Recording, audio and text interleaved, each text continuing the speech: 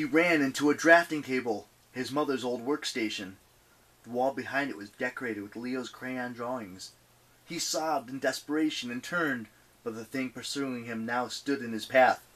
A colossal being wrapped in shadows, its shape vaguely humanoid, its head almost scraping the ceiling 20 feet above. Leo's hands burst into flame. He blasted the giant, but the darkness consumed his fire. Leo reached for his tool belt. The pockets were sewn shut. He tried to speak, to say anything that would save his life, but he couldn't make a sound, as if the air had been stolen from his lungs. "My son will not allow any fires tonight," Gaia said from the depths of the warehouse. "He is the void that consumes all magic, the cold that consumes all fire, the silence that consumes all speech." Leo wanted to shout, "And I'm the dude that's out of here!" But his voice didn't work, so he used his feet. He dashed to the right, ducking under the shadowy giant's grasping hands, and burst through the nearest doorway. Suddenly, he found himself at Camp Half-Blood, except the camp was in ruins. The cabins were charred husks. Burned fields smoldered in the moonlight. The dining pavilion had collapsed into a pile of white rubble, and the big house was on fire, its windows glowing like demon eyes. Leo kept running, sure that the shadowy giant was still behind him. He wove around the bodies of the Greek and Roman demigods. He wanted to check if they were alive. He wanted to help them, but somehow he knew he was running out of time. He jogged towards the only living people he saw, a group of Romans standing in the volleyball pit. 2 centurions leaned casually on their javelins, chatting with a tall, skinny blonde guy in a purple toga. Leo stumbled. It was that freak Octavian, the augur from Camp Jupiter, who was always screaming for war. Octavian turned to face him, but he seemed to be in a trance.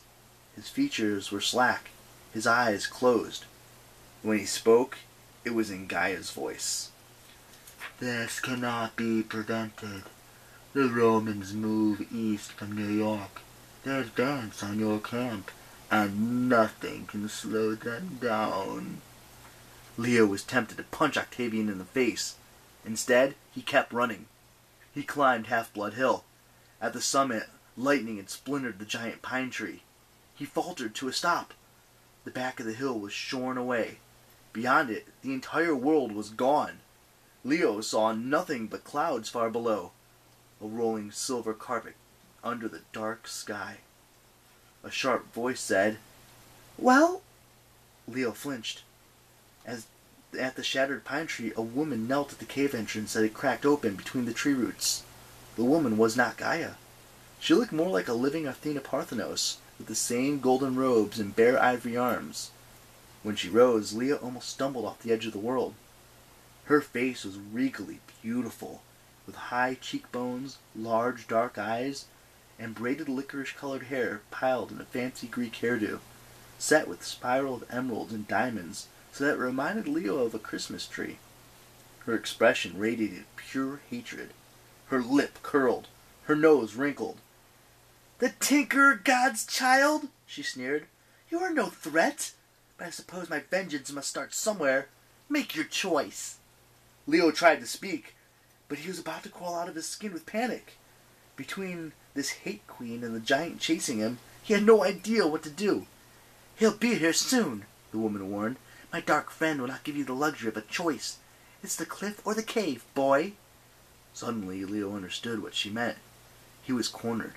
He could jump off the cliff, but that was suicide. Even if there was land under those clouds, he would die in the fall. Or maybe he would just keep falling forever. But the cave... He stared at the dark opening between the tree roots. It smelled of rot and death. He heard bodies shuffling inside, voices whispering in the shadows. The cave was the home of the dead. If he went down there, he would never come back. "Yes," the woman said. Around her neck hung a strange bronze and emerald pendant, like a circular labyrinth. Her eyes were so angry. And Leo finally understood why mad was a word for crazy. This lady had been driven nuts by hatred. "The House of Hades awaits. You will be the first puny rodent to die in my maze.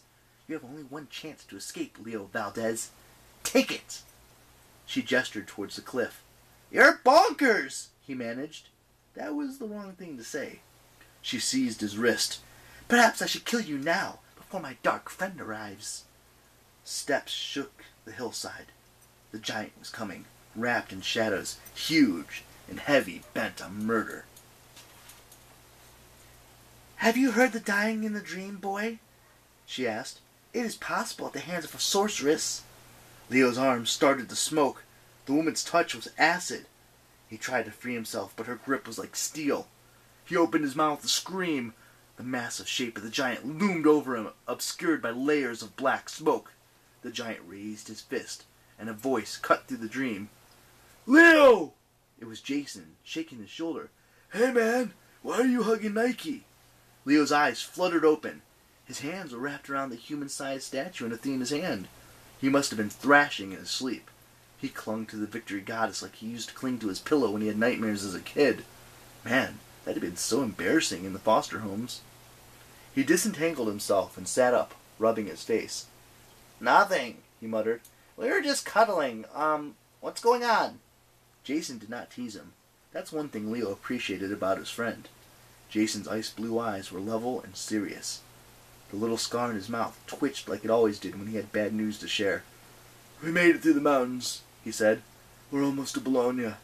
You should join us in the mess hall. Nico has new information."